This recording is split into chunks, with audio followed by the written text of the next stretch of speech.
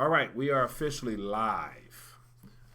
Wednesday afternoon, 12 p.m. on the dot. I have Paul Halfdollar here with me, so we're sitting down, having our first face-to-face live stream. Looking forward to having a little back and forth and giving you guys a chance, more importantly, to share what's on your mind. And we can talk about the gold slam down yesterday. We can talk about, we share some thoughts behind the scene about the Notre Dame Cathedral and how it happened to burn down rather at a very interesting time. So a lot of things we can talk about today. So Paul, once again, nice to meet you officially. Mm-hmm. Welcome. Yep. And so I'm welcoming you to the live stream portion, but then you're welcoming me to the overall Silver Doctors ST Bullion team. So well, thank you, Mike. It's funny because last week was the first time we had spoken, and this is the first week we've met in person. So I think it's moving along nicely, and I'm excited for our weekly live streams. Good deal. Yes, so am I. So as always, before we dive deep into the back and forth this afternoon, we want to make sure everything is going smoothly. So let's make sure we actually have some people watching us and people just tuning in via chat. So let's give it a second before we go back and forth, and let me see if there's anybody watching us first. So we got, as looks like not many people as of now, but it's okay. We can keep it moving anyway.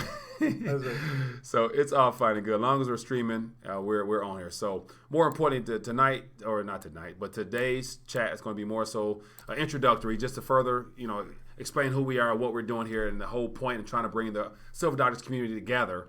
And so I want to make sure that everyone has a chance to chime in. So as more people join the live stream, feel free in the chat to let us know where you're watching from. Definitely want to welcome you and give you a shout out for taking time out of your afternoon to join us here for this live stream. And as always, if there's anything in your mind you want to talk about, feel free to put it in the chat and we can definitely touch on it. So we have, looks like we got our chat right here. Who's this? Dante, how you doing, my friend? Appreciate you for tuning in this afternoon. What's on your mind? Feel free to let us know what's going on with you. We'd love to find out what's going on this afternoon. He's from I'm assuming he said ATIL, so I'm assuming he meant ATL, Atlanta. Assuming so. So we got more people tuning in. So welcome, everybody. Live stream, Silver Doctors. North Carolina, that's my old stomping grounds. Please just whisper silver nothings into my ear. Silver, okay. So talk about silver. So currently, what's the price? Let's actually look at the price.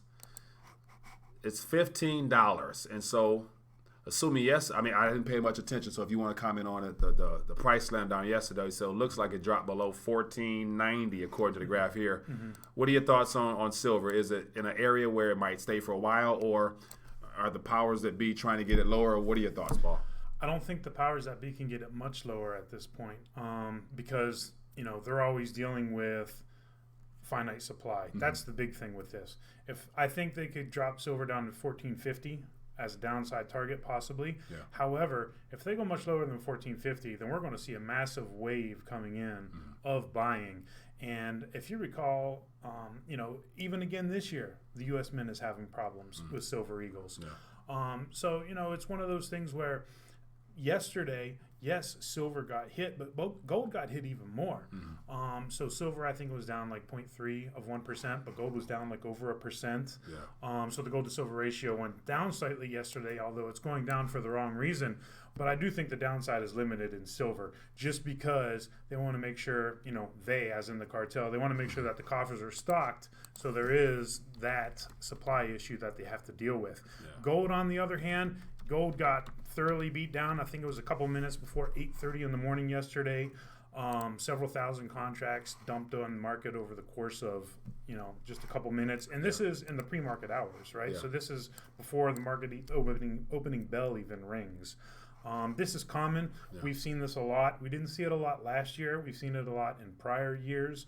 But it's not uncommon to sell into a news release, or on Tuesdays, it's also not uncommon to sell as the bullion banks and the other market manipulators, or market makers, as people like to say, who deny the manipulation.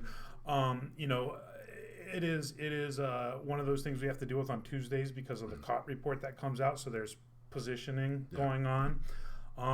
Gold took it on the chin yesterday hard. Pretty much knocked gold out all day, and we'll see if they can recover here this week. Yeah, so one thing you touched on is the gold to silver ratio. And so you said it went down for a minute, but then it went back up. And so actually, while you were talking, find out what the So it looks like as of today, or right about this approximate in the afternoon, it's looks like 85, 85. Yeah, it was up above 88 yesterday. Really? So, but it's going down for the wrong reason. Yeah. Right? You want it to go down because the metals are going up in price. Yeah. Right? If you're a bull, what we see is that it's going down because silver's going down in price, but gold's going down more. Yeah. So that's not really what we want to see. But either way, this is still an extreme measure for the gold to silver ratio. Yeah. So gold to silver ratio. So just to move further along. A lot of people mention about the gold to silver ratio is basically the silver price, the price of silver or the value of silver is just that much suppressed and undervalued. And so, do you foresee a time where I'm not sure historically what's the greatest ratio thus far? Are we currently at that point right now? 85, 88 was as far as the gold to silver ratio. Yeah, I don't know where it's been at the highest. Yeah. I don't know because the other thing is, do you do a logarithm or do you do a straight rhythm on a graph? So I don't know exactly how high it's been. I don't think we're going to 100 just because the more extreme it gets, the more people are just going to pile into silver because at that point, even the people who inherently don't like gold or silver are going to get in on that trade because, it's extreme at this point. Yeah. Under our bimetallic gold and silver standard, the gold to silver ratio was set at 16. And we've seen historically it can be around 20 to 50. We know that silver comes out of the ground at a ratio of 9 to 1. And I'd just like to throw this out there. I do think ultimately gold and silver will be going to parity. But here's an interesting point that people don't think about a lot. And one of the things that we hear often is, well, the world can't go back to a gold standard because there's not enough gold in the world. Okay, well, half the time we're talking about a reset anyway. So you reset gold and you reset silver on equal footing, then the problem is solved. 1-1 ratio, and you got plenty of metal. Yeah. And there's always enough metal. It is a matter of price, right? That's what it comes down to. Yeah, price. Yeah. So that's another thing. A lot of people mention about the price. What is the price? What is the true price in nominal terms of an ounce of gold or an ounce of silver? And so I never tend to really pay much attention to the actual price because if you look at the historical aspects of it, so right now it's more so a question: how many pieces of paper can you exchange for a piece of or for an ounce of gold or an ounce of silver? And so the amount of papers needed to acquire one amount of ounce of gold or silver has always increased. So right now it's about 1,290 pieces of paper dollars, and it would get you an ounce, give or take the premium in silver. So basically, the paper is the problem. Never mind the gold or the price of it, because as long as you have it in your possession, I think you do fine. So, yeah. And I want to hit on a point you make right there because this is an interesting point. I wrote something yesterday on Twitter, and it was talking about, an ounce of gold still buys a fine suit, right? And I hear that argument a lot, but I'd like to argue that that is not correct because a fine suit, right? That's not a suit at the Men's Warehouse, right? A fine suit is not a suit at JCPenney's or Sears, right? A fine suit, costs many multiples more than $1,275. Yeah. So I don't have any of those things in my closet. I don't either. I look terrible in a suit. But if people want to talk about gold being able to purchase a fine suit, it does not purchase a fine suit today. Yeah, and I'm assuming when you mean fine, you mean like custom made and tailored somewhere where... Because the argument is that, back in Greek and Roman times, you could buy a fine toga and a pair of moccasins or whatever the things are. Yeah. And that speaks to just how undervalued these metals are right now. It's amazing that, this is a big problem that we have, is that people understand price, right? But they don't understand value. And that's big, right? That's big. Value is where it's at. In my opinion, the big value is in silver. And the only problem with that is while silver may be the big value, it's also the biggest fight because we're up against the Exchange Stabilization Fund, we're up against the Fed, we're up against the Funds Protection Team, we're up against, the globalist deep state that want to... It's a lot of problems. You're up against a lot of people. So, yes. All right, man. So we're moving right along. Let's get into some questions in the chat. And so let me actually make the screen bigger. If anybody has any thoughts, feel free to let us know. We got some questions. And so I'll start at the top. It says, please just whisper. Okay, that's the wrong. So we got Slavomir from Toronto. Thanks for tuning in this afternoon. We got Micah, Stack Metals. What's up, Mike? Richmond, Virginia. How you doing? We got Vanity from Los Angeles. We got Sean from Southern Cal. And we got Rockwell. It says, silver continues to be the most undervalued asset on the planet. I continue to buy. Me too. Yeah. That is definitely true. And silver is an investment, right? So, there's no cheaper investment. Yes. Something to sit on. And as I mentioned, I'm rethinking the dollar. Get your weight up. The heavier you are in the long run, the better you'll be, rather, I believe. So, says most people pay rent, and what will happen after the crash? Does everybody get kicked out? Thanks. So that's a question. So from Ronald, says paying rent, and what will happen after the crash? Does everyone get kicked out? So what are your thoughts on that? Of course, it's all opinion based. I've never experienced a hyperinflationary environment, but based upon history, what do you think and how things may play out if we reach the worst case scenario, where either you own your home or landlords are forced to make some decisions?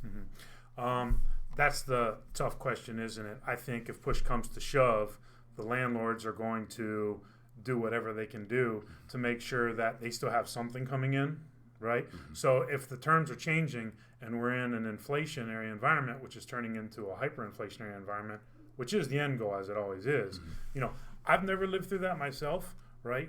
But what I can say is that, these things will be renegotiated on the fly, right? We see wages are renegotiated on the fly, right?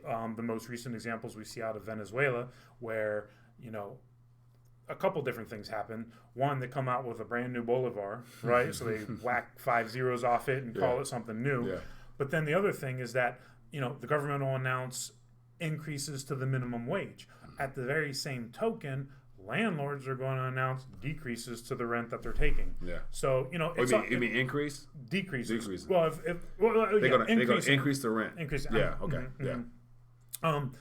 But my point is, in relation to the hyperinflation, right? So when I say decrease, I'm saying, the hyperinflation is taking its course, but rent is not going up quite as fast because the average person can't keep up with any of it, right? So the landlord is going to need something and he's going to want something. But then the landlord's going to have a problem too, because maybe he's got an apartment building with 4 apartments on it, and now he can't pay his mortgage. So now that term's got to be renegotiated as well. Yeah. So we have a huge mess coming, and it's going to be worse because we're talking about the world reserve currency here. So this is going to be the mess of inflation. Surprisingly, a lot of people don't believe that it could happen to the dollar. They don't. And it's, and if it's happened everywhere else around us, why and how could it not happen to the dollar? So, yeah, man. So let's keep it moving right along. Definitely. So as always, signal-wise, let us know via chat if you guys can hear us and if everything is flowing smoothly. I want to make sure there's no hiccups, no glitches. And so let's keep it moving. Questions, thoughts, feel free to let us know what's in your mind. It says, do you think the Eagles are a good metal to stack right now? What are your thoughts? Yeah, I love Eagles. Eagles are cheap. Eagles are one of those things where, like, for example, 2017, there weren't many Eagles produced. Yeah. And people were saying that the 17s might become the new 96s. But I like Eagles because the premium isn't out of reach. And the quality is there, the universal recognition is there. It could be put into an IRA. It's one of those things where, and personally, this is just a personal preference, but I would rather not have coins, right, with images of the Queen on it. I'd rather have coins with, Liberty and Walking Liberty and an Eagle, United States of America. I'd rather have a Mexican coin that doesn't have the Queen on it, like a Libertad, right? I'd rather have some 90%. And I think all of those are great options. I personally like Eagles. I'd like to have more of them, but I do stack Eagles. So I'm a fan of Eagles. When I first started off years ago and became aware of how the monetary system operates, Silver Eagles was all I wanted. And then I would probably get some Queen things or whatever. But now, at this point, it's more so just about having silver in general. Like, I don't think you can go wrong just having it in your possession, period, because silver in of itself, the measurement of weight is how the dollar was originally defined. You can't go wrong. So that type of thing goes down to your preference. Or if you want to pay $1 or $2 more, or whatever floats your boat. But just having the chemical composition of AG, you'll be fine. That's correct, because a lot of people don't realize this, but the original Coinage Act of 1792 stated specifically that the dollar was interchangeable with the Spanish milled dollar. So you could have used the Spanish milled dollar, which was prevalent at the time, and that would be, and interestingly, on the U.S. Mint's website, they've taken that little section out, Really? where it says that. But if you go on, I think it's live.gov. I don't know exactly where it's at right now from the official government site, but it's in there. At the U.S. Mint site, they took that little tidbit of information out. But yeah, it was modeled directly after. And why was it modeled after that? Because exactly what you said. We're talking about a specific weight and purity of silver, and that's all. Yeah. Right? Yeah. So here I pulled up the Coinage Act of April 2nd, 1792. Interesting piece of documentation. This is the foundational documentation of our nation's money. And so a lot of people, unfortunately, don't know this because this information was not shared in school in the sense of helping people understand how the monetary system used to work prior to central banking. So speaking of central banking, since I mentioned that, let's talk a little bit about central banking. And so right now we know that the Federal Reserve has basically shifted pace as far as their, I think it was, what's it called, the dot plot or whatever their projection were of how much they were going to increase. So they've gone away from that model, and it looks like they're going to hold off. I read something about being patient. So what are they being patient for? They're being patient because they realize things around us are crumbling and it's going to squeeze them, or they're being patient because the cover up of an economic recovery is starting to be exposed for a lie. What do you think? They're actually moving on from that, right? Yeah. They're moving on from the patience. Now, not only are they going to be patient, they're going to preemptively do something before the next recession happens. So I think that they realize that just being patient isn't enough anymore. So now we have, and this is the central banks around the world. They're just in a wait and see mode, but they're also now starting to put the little trial balloons out there where, well, maybe we should do something proactively to try and either limit or reduce the impact of the next recession. So, and a lot of people think the rate cut is the next move by the Fed. I think that is too. Yeah, but that's nothing new. They've already done that. So that's the thing. So now it looks like the shift. Sorry to cut you off, but it sounds like the shift in monetary policy has become a proactive approach as opposed to reactive. Because prior to this time frame, now it was always, market correction, recession. Oh, now let's. So now they're saying, okay, recession is coming or it's here. They're probably going to be willing to admit that. But now they're trying to beat the curve from a crash, I would imagine. Yeah, but what the Fed doesn't ever do anything right. So whether they're reacting or whether they're being proactive, they're not going to be able to do anything about it. What's interesting about this is, last year, right before the Fed paused and decided to become patient, President Trump was out talking about, the Fed needs to hold off on interest rate hikes. That trial balloon was floated, and sure enough, what do we get? The Fed holding off on interest rate hikes. Now the trial balloons are for rate cuts. So, those balloons are out there, right? So that looks like it will be the next move. And that's the thing, like, okay, if you have one rate cut, then what? So that's the thing, like, even mentioning that or being proactive in avoiding a recession or a correction or whatever it might be called next, how many rate cuts do you need to reach some sense of normalcy, which is we're long past those days. So you have one, I'm sure Trump going to call for two, then three, and then we can only go so many before we're at zero or below zero. Now, what are your thoughts on, will we go zero preemptively before the next recession is officially announced, because it always takes 6 months, a year, whatever. Do you think we'll be damn near close to zero before the recession is announced, or we'll already be possibly a negative as a way of them being preemptive to keep juicing the economy? What do you think? I think we're definitely going to zero.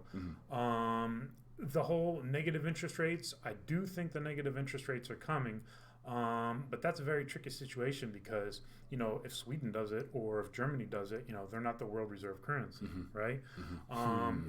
If Japan does it, they're not the world reserve currency. If whoever's doing it, now it's the world reserve currency that's negative. Yeah. So now any of those dollars sitting in any savings account, that's not only not keeping up with inflation, but now you're losing out to inflation. Yeah. So ultimately, rates are going to have to skyrocket again because the debt is no good, right? And in order to finance government, the market ultimately will, come to bear down its forces.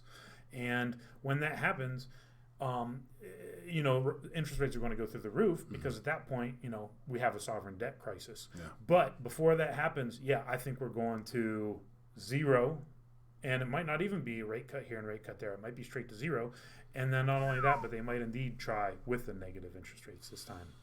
Yeah. Because what do they have, right? They're, they say, what do the mainstream analysts like to say? Well, they typically start with a 300 to 400 basis point cut. And we're not even there yet. We're not even at 2.5. We're at 2.25 to 2.5. Yeah. So, they can't even cut what they would normally cut. So there really is nothing that they can do. And all that they're doing is making the suffering worse when it finally does come. Because a correction needs to happen. You go down to Mexico and you get Montezuma's revenge, right? And you just need to let that stuff come out. You know what I mean? Yeah. You don't need to take an Imodium because that's not helping you. That's not what you need. Yeah. Right? Now, what the economy needs is some Montezuma's revenge. Yeah. Okay? But Montezuma's the Fed revenge. seems content with taking the Imodium. Yeah. Because think about this. Once that revenge or once that is unleashed, there's no going back to what things used to be as far as this nation being considered the greatest and the leader of the free world because, and you mentioned like going negative. I'm thinking like at that point, once rates have to go up, who's going to be in any type of shape financially or what system or what government will be in shape to still lend and buy our debt? Like, so how would they be able to, who would they sell to? So that's why I'm thinking like, yeah, like it has to be the end of the reserve status because at that point there's nobody out there in decent enough shape to lend to you to keep you everything propped up. So yeah, that's gonna be interesting. And that's a good point because this is just another one of those factors why we talk about the reset and people think, oh, this is just some myth, but resets do happen. And what you're talking about is another one of these issues that says, yeah, there's going to be a reset coming because how do we resolve these issues without a reset? Yeah, the debt's too massive. And so moving right along, I got a thought, but I'll keep that because I was going to talk about, okay, so always hearing about last crisis, the Federal Reserve bailed out and helped and assisted other governments, other nations, other central banks. But now who's going to bail out the biggest bank of the banks of banks? Then you get to SDR, you get into all the plans and stuff like that. So, but I don't think governments are going to fall for that because that's still more debt-based issuance of currency notes, SDR, whatever that stuff is. Unless it got some gold in their vaults, which I think is going to be a major play come this next go round because governments are going to say, show us the weight, or we're not going to take any more paper promises. So it'll be interesting to see if the rest of the world takes the United States 8,000 tons of gold at face value or requires an audit. That's going to be something. I don't think they'll take it at face value. No. And I don't think they'll take that picture of Steve Mnuchin holding one gold bar either. Because the question is that gold bar, the one he was holding, was it photoshopped or was it real? Yeah. Or as Jim Willie would say, was it a painted 2x4? Could be, man. I don't know. Some 2x4s look like gold bars if you've ever seen one. I'm assuming with technology, you can make anything look somewhat real. Oh, man. So we are live. We are live. Silver Doctors, Paul Half Dollar, myself, Mike from Rethinking a Dollar. We're live. Want to find out what's on your mind. Firearms back freedom. That's what's on my mind because that is what's on Howlin' Wolf's mind, and that is true. Firearms back freedom. Okay. I'm a firm believer in that, and that's a good point. And I think it was Ayn Rand who said that if you can't stand on it and protect it with a gun, it's not yours, right? So that was what was on my mind. Yeah, just a little quick fair thing. enough. Not to cut you off there. No, that's all good. I think that's a great point, though. It's all good. So let's get some more questions in the chat. And so it looks like more people are sharing their thoughts. As always, let us know in the chat and highlight it so we can see it a lot easier. And so it looks like Great Depression was the highest the gold to silver ratio has ever gone over 100. Really. Okay. Caddy Yard, appreciate you for sharing that one. It says, keep stacking while everything is at a discount and accounting is coming. They don't want people to see it coming. They want people holding good money. Yeah, Constitution defines a dollar as 371.25 grains of silver. A Federal Reserve note is not a dollar. John Michael, appreciate that. That's right. And just to dive a little more into the specifics of that, in that Coinage Act, it talks about, people don't really know this, right? But yeah, so the dollar is a specific weight and purity of silver. Well, what's a half dollar, right? Other than some crazy poster over at Silver Doctors, a half dollar, right, is half of the weight of $1, right? So $2.50 equals $1, and it's the same silver weight, right? And that's why a dime, right, is 1/10 of the weight of a dollar, right? So these units of measure are perfect units of measure, right? It's not like I can just say, yeah, I'll be there in 10 minutes and I show up in 10 hours, Yeah. right? Because everybody knows 10 hours in 10 minutes. Right. So yeah, we'll get back to that sooner or later. As far as the gold standard, we always do. It's just, what does the world look like when that happens? I don't know. Yeah. So I pulled up just a little bit of weight here, and so this is the authorization of the Free Coinage Act for those that can see it. And so I'll try to zoom in a little bit so we can hopefully see it a little bit better. So people can actually see for those that may not be aware. Yeah, and it's interesting because it's in grains, right? Which is not grams. Yeah. So here we have the actual measurements of weight in grains, and then I think at the very end it talks about it gives you measurements in grams. And so we got the eagle, half eagles, quarter eagles, dollar or units, $1, 371.4.16, which equals 27.7 grams of silver, in which that has been changed. And like just a little thing that people don't often know is like an eagle, for example. An eagle is the $10 gold coin, right? So the one, like what we call a gold eagle today, that would kind of be the equivalent of what would be in the pre-33 gold, a double eagle, right? Because the double eagle had the $20 face value, and that was like, I don't know the exact numbers, like 0.96 something of an ounce of gold. But yeah, I think it's interesting, that our gold derivatives of the dollar are called eagles. That's just something that the nerd in me likes. So think to go back 100+ years and to actually think about going in your pocket and hearing nothing but change, and people not really being accustomed to or really wanting paper, apart from just the convenience aspect and how over time it was sold as being money, and now gold and silver, if you had it in your pocket, you'd be a fool to have it in your pocket in that capacity, but still. Yeah, man. So let's keep it moving right along. Let's get to some more questions. Won't be on much longer. We've been on the air for about 27 minutes or so. A couple more minutes. Want to answer some questions. And so I think time always flies when you're just going back and forth. So you look up, you're like, man, it's been an hour. So I always have to cut myself short. So let's get into some questions then. That sounds good, Mike. All righty. So let's go. Let me see. There are some questions. It says, where you been, Tom? Okay, so here we got people talking back and forth. The Notre Dame fire was no accident. It's an assault. So that's not a question, but we were actually talking about Notre Dame Cathedral, and he kind of shares the same thoughts as me. Is that it's very timely that one of the a national landmark entity in Paris, amongst all the chaos, happens to have a fire and all the catastrophic things that happen around that. No coincidence whatsoever, in my opinion. What are your thoughts? My thoughts are, if it is a false flag. Any false flag can be picked apart by the independent media, the alternative media, within 48 hours. I don't know if it's false flag or not, but my point about the Notre Dame Cathedral fire is, be skeptical of what we're being told, right? Because there's a lot of skewed news out there.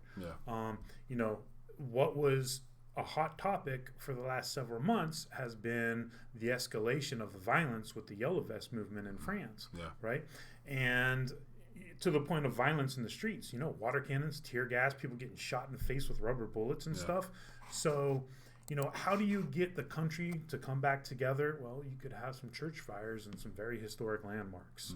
I'm not saying that's what happened, but I'm saying that, with everything that's going on, just be skeptical of the official story that's coming out. Yeah, that's my thing. Never take the first story you're fed. Always try to dive a little deeper. And more importantly, nowadays, what I tend to do is I find out about the news or find out about the subject matter from the U.S. mainstream news, but then I go overseas news or alternative media to kind of put all those stories together and come up with my own conclusion or my own opinion. So that's kind of how I tend to do it myself. Because the thing is, people react on emotions at first, right? So they see that, and oh my gosh, how did that? And then they say, oh well, it was an Islamic terrorist, or it was this or that, and I mean, we don't really know what happened. Slow down a little bit, So calm down the emotions, let the dust settle, and then we'll sort it out. Yeah, come to your own conclusions at that point once you have all the information. So as always, people, we got about looks like about 80 or so people watching us. If you guys don't mind, if you're enjoying the back and forth, and if you're enjoying the chat, don't be afraid to donate a thumbs up. And so beneath this video is a little button where you hit that thumbs up button.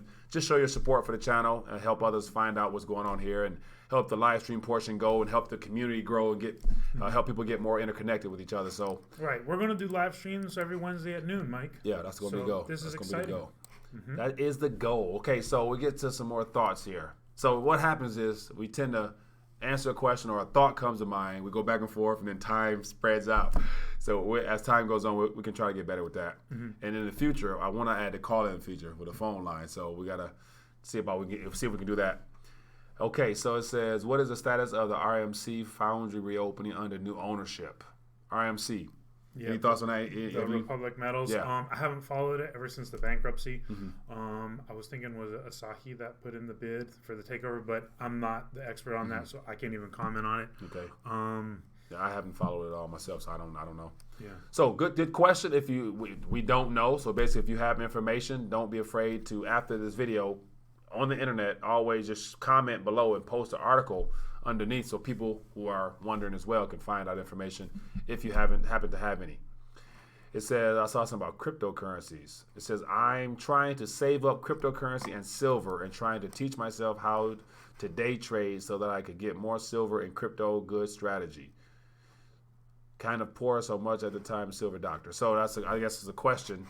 They're saving up in cryptocurrency and silver. They're probably trading the cryptocurrency side of things to accumulate a little bit more so they can get their weight up. What are your thoughts on that? Of course, it's our opinions at that. So share your thoughts and I'll share mine. Well, I mean, crypto can be hacked. Crypto's not private. Crypto can be seized by the government. Crypto has several points of failure. You know, you need the ledger, access to the ledger. You need to have an internet connection. You need to have hardware to be able to run it, to communicate back and forth. There's so many things that can go wrong. Yeah. It doesn't meet all the requirements to be money. So I'm just not a crypto fan. Yeah. I know that turns a lot of people off. Hey, but that's your opinion, and that's fine. That's great. That's good. No, I would be right now. I mean, well, first of all, I don't even like the term because we have cryptocurrency, right? I mean, when you get money out of a bank ATM, right? That signal is cryptographically sent, to pull those funds from your account. So we have cryptocurrency already. It's kind of like, it's a used car. You can call it what you want, but it's a used car. It's not a pre-owned car. Same thing with crypto. So we already have crypto, but that's not to say that I'm not a believer in crypto as long as it is backed by gold and silver in accordance with the Constitution. Now, obviously, if you're not American, whatever you think the laws should be in your country or whatever the laws are in your country, assuming they're just and correct, then that's one thing. But yeah, I'm not hating on the crypto. I just think that it has to be backed by gold and silver as required in the Constitution. Yeah, fair enough. So that's another thing. As long as it's linked to or attached to or immediately redeemable for, might be worthwhile. Yeah. So I think in the long run, especially with all the things happening out east with Russia and China and all the other nations, repatriating their gold back, they're repatriating that for some reason. And so once they have it all in their possession, as much as they can get back in a timely fashion before things probably unravel, then to reinstate confidence back into the masses, I can see them issuing some type of crypto-related gold back / something or another, because I don't see them getting back into the paper game. I think that this current situation and what's going to come will probably fade out the paper concept of fiat currencies in that form. Just because if every country just prints, I mean, it's going to be hard to, this next little correction or crash or reset, whatever people call it, it's going to be hard to gain confidence in paper again, especially in this country where we are the reserve currency and everyone has everything linked in digits and paper. I think it'll be very hard to get people to want to accept a note again, in my opinion. But you know what is interesting, though, and this is an important point that needs to be made. I talked to the Mexicans who lived through the devaluation of the Mexican peso in 1994. And I asked them what was that like. And obviously this was during the tequila crisis, and it had to do with joining NAFTA, and there were a whole bunch of reasons.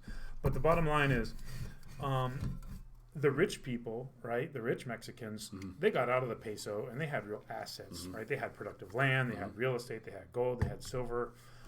The average Mexican had nothing, had no savings. So when these devaluations happen, the people on the street really don't skip a beat in that sense, because one day they're walking around and something costs 100 pesos, and the next day they're walking around and it costs 1, right?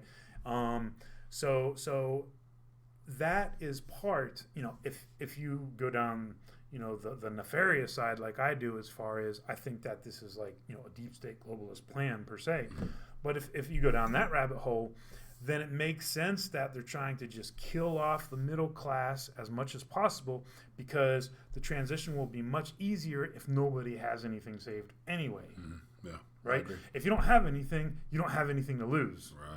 Right. And I think that's the majority of the population overall, especially when you hear statistics about the average person will have $500 or $1,000 or whatever that might be saved. And that lets me know that, you don't have much to lose and you don't have much to worry about in the grander scheme of things of having your long-term wealth stolen. But for those that are high net worth individuals, I would assume that they're in the know, but yet perhaps they're not. And so they are the ones that have a lot to lose, as well as what I love to talk about on Rethinking the Dollar is the baby boomers.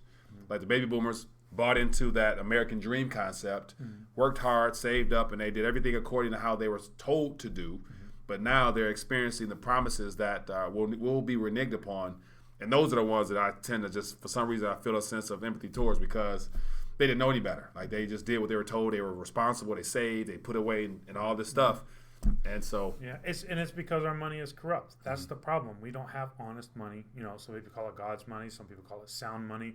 But we don't have that anymore, right? So, I mean, this is just the end result, because it's so easy to spend money that doesn't exist. It's so easy to borrow. It's so easy to make these promises. When there's 5 people paying into that retirement system for every retiree, but now all of a sudden there's only 2, and there's 2 retirees. So I mean, we have a totally corrupted system, and that's another thing that's going to be, I feel for him too, right? Because how is somebody who's 78 years old going to go back into the workforce? Right. Maybe he's got a cane, maybe he's got oxygen. Right. I mean, this is going to be complete devastation when it happens. Yeah, I agree. And so I will move right along, but to play it that even further, I heard something about the baby boomers, the demographic that 74 million and whatever. This next 10, 15 years is going to be the greatest shift of age in our population, to where a majority of the citizens will be older and looking to get out, looking to cash out and to enjoy the latter parts of their years, while the millennials and younger generation are inheriting a lot of mess and not able to get in the workforce to accumulate and save. So when all the baby boomers look to withdraw and to sell off, who's going to be buying? Exactly. Exactly. With the student loan debt and the auto debt, right. And especially if it's overpriced housing, everything is overpriced. Then who's really going to want to buy that stuff? And then non-growth of real wages. I mean, there's so many factors bearing down right now. Yeah. I agree, man. I mean, I don't want to be negative Nancy about it, but this is what's real. That's real. But see, a lot of people don't want to hear that. So it's unfortunate that the people who are probably watching here are aware, because they're tuned in of the importance of sound money and alternatives and thinking outside the current monetary paradigm. But majority of people who are not watching, who may not hear this, have no clue. Nope. And that's what fuels me to continue to do what I do as far as educating and trying to just share my opinions on matters, because someone has to do it. So, all right. So do you guys carry an EDC coin? I don't have a coin in my pocket right now. But next Wednesday I'll do an EDC dump. Okay. So. It says Mark. It's okay. I don't know who Mark is. Val Canby tried to, but the negotiation fell through. I'm assuming to purchase or to acquire Republic Metals. Assuming that's what they probably referred to. Okay. Yeah. I'm not. Like I said, I'm not up on the latest on that. Yeah. Quantitative easing coming back, then metals will begin to rise. Get out of debt, but savings into metals. Oh, so that's another thing, right? So in addition to, right, so it's not just President Trump, it's also his administration, like Larry Kudlow, right, his chief economic advisor. So not only are they calling for rate cuts, they're also calling for a restart of quantitative easing. I mean, this is just, this is amazing. This is unprecedented times. Yeah, truly. And so even I was on a live stream the other day, and somebody mentioned about recommendation of a tax cut as well. So I'm not even looking into it, but I'm assuming the goal to get the working class excited is that we're going to lower taxes too. So I'm thinking, like, you're running a major deficit and you're going to lower taxes and you're going to ease. That spells. And I think one of the very first helicopter monies that's coming is going to be some sort of remake of Cash for Clunkers 2.0, right? Because we keep seeing how auto sales are declining. We keep seeing how there's record inventory. Something's got to boost this economy, and it takes a little while to buy a house, but people can go down to their dealer, they can sign on that paper, and they can drive away in a couple hours. Yeah, I think that's coming. And worry about paying for it later. Yeah. Oh my goodness, the cash for clunkers 2.0, that's different.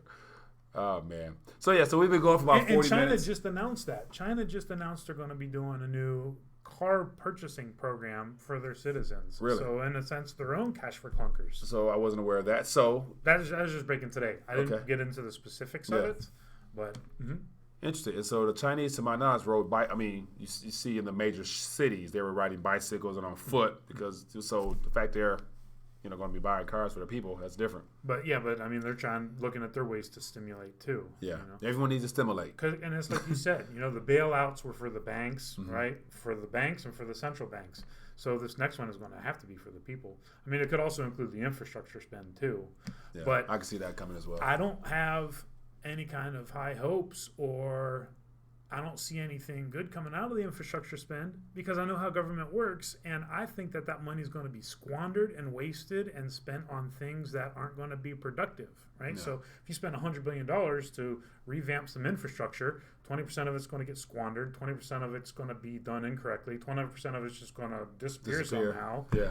And in the end, we have kind of sort of rebuilt a little bit of the infrastructure, but it doesn't really work. But all these things are coming, right? Poor management of funds, we can kind of guarantee because that's how it usually works. The government calls it fraud, waste, and abuse. Yeah, man. So, we're moving right along. So, we got some questions here. It says, that's not really a good question there. Yeah, I'm not a servant for Israel. Yeah, man. So, that being the case, we might call it a day. We might call it a day today. So, it's been good. We've been on 40 minutes. So, as always, it's been great hanging out with you and continuing the live stream aspect. So, if you guys enjoy the live stream aspect, it's going to improve as we move along, just like everything always tends to happen when you put time and effort into it. So, appreciate you guys joining us. We got about 78 people watching. For those that are watching, if you're enjoying the back and forth, as always, I always like to solicit for a thumbs up. Just click the button below, just show your support. And if you're new, make sure you subscribe. And if you found anything informative, please share it with your family and friends so they can find out what's going on. But that being the case, I think we're going to wrap it up. If there's not any more questions down there. So Alpine says, do it again soon. So as of now, we're going to do it Wednesdays afternoon, give or take, work on that. But more importantly, the goal is to add in a call-in feature so we can actually hear you guys, hear your voice, which I think adds a different dynamic. We can actually talk to somebody else on the phone. So, But Paul, any last thoughts before we decide to log off and call it a day? Let's see if gold can regain 1,300 this week and silver 15. It's not asking for much. We'll see.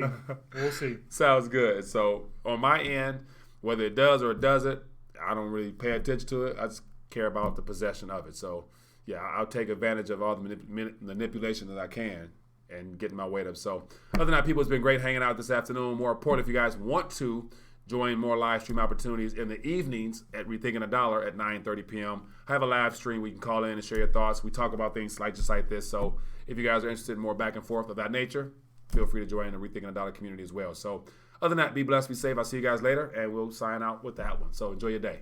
Peace.